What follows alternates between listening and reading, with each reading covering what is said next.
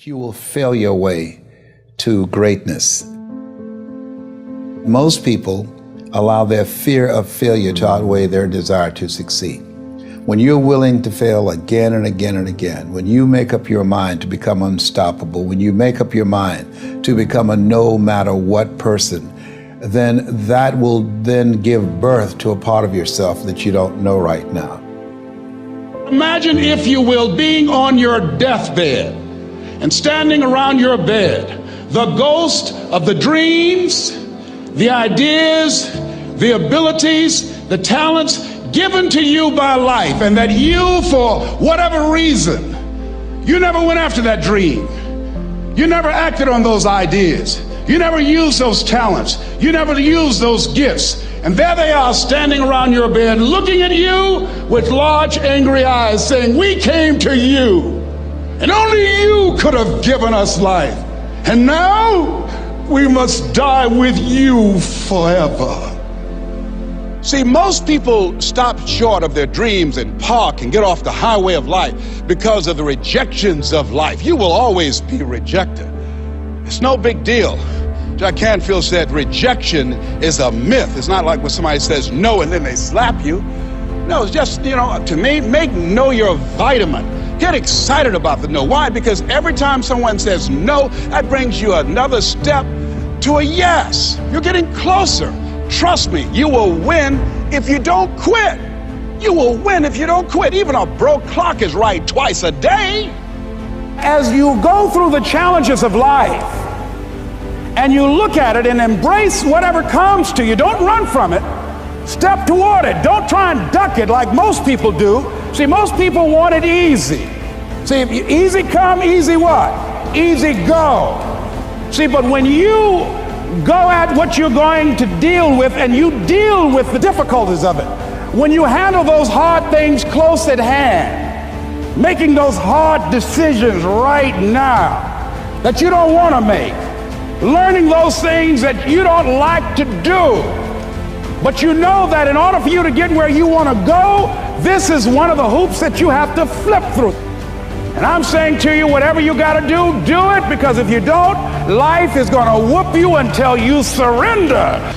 You have something that you brought to the universe, and that if you decide that my life deserves my developing this what I do well, and becoming the best at it, and mastering myself, and seeing what I have within me, if you decide to drop your buckets where you are and develop your gifts, I grant you, you'll never ever be without. I grant you that your gifts will take you places that will literally amaze you. I grant you that if you begin to work to develop your gifts, you'll develop a strong sense of happiness. You'll get a larger vision of yourself, because part of beginning to get a larger vision of yourself, all of us need some area of our lives where we can have a feeling of competence. That people know when they think about this area, that's something you do. That you eat and sleep that. And that you do that. You do that. Changing is not easy.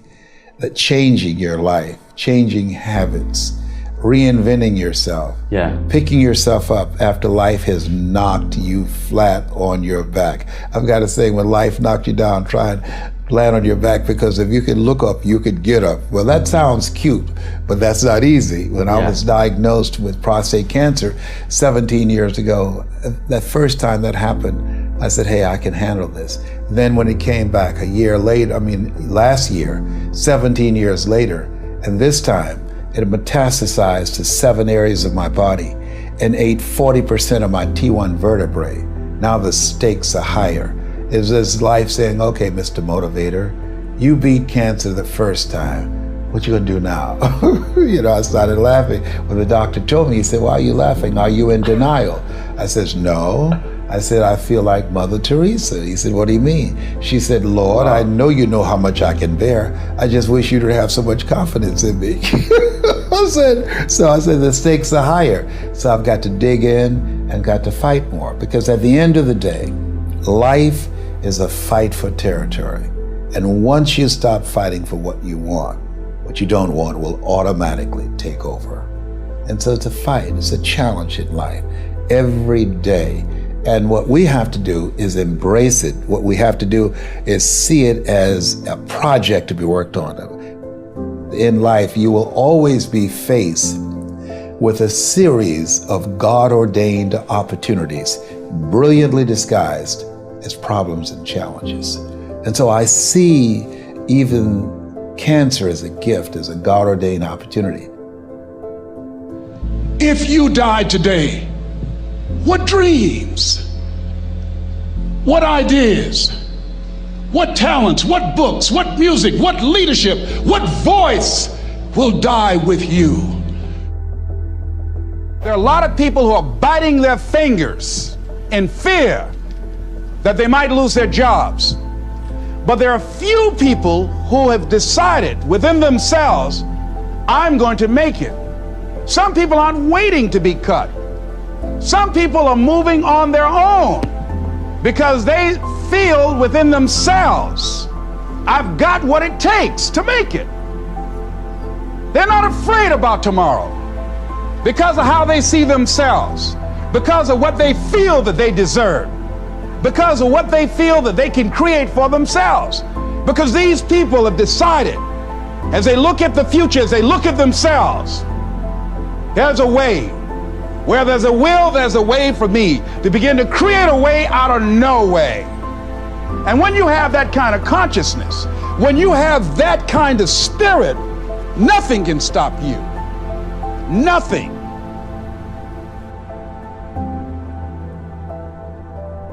There's no secret to success. There's a system to success. And no matter what organization you become a part of, the system works if you work it. If you don't work it, it won't work. But it works if you work it. And that's one 4-letter word that most people don't like. They're not willing to work. There are winners, and there are losers, and there are people who have not discovered how to win. And all they need is some coaching. All they need is some help and assistance, just a little support. All they need is some insight or a different strategy, a plan of action to make some adjustments that will open up the key to a whole new future for them, that will give them access to the unlimited power that they have within themselves. That's all that they need. So what I want you to do is think about something you want for you, that's real for you, that's important for you, that will give your life some special meaning and power. And I don't even want you to say, I can do that. I don't want you to assume that. See, 5 years ago when I started out in this area, I would not have been able to make the mental leap that I would be up to where I am right now. I don't want you to begin to just psych yourself out. No. I want you to be able to say something to yourself that will enable you to maintain a level of integrity with yourself. That when you say this, even when you face tremendous setbacks, it will be a benchmark to keep you in the game, to keep you moving forward and experimenting and readjusting your strategy and your plan of action, continuously looking for ways to win. I think we have to reflect on, who am I? Why am I here? What drives me? If I died today, what 3 words would I want said about me if I died today? You know, what is it that defines me? You know, and how do I define myself? So I went to the next mode necessary to start talking to people and seeking and asking for what I wanted and leveraging relationships and trying to find out, how do the people do it that went ahead of me? How do they do it? And then what is it I need to do? How is it I need to train myself, to develop myself? What's the resources that will be required in order to make it happen? And as I start seeking out and asking questions, I started running into people who said, I know someone who can help you do that. And they helped me get connected with those people. Remember, we have so much energy that can take us so far. It's necessary that you hook up with some other energy that can take you to the next level. I hooked up with them. They said, let's go. I said, away we go.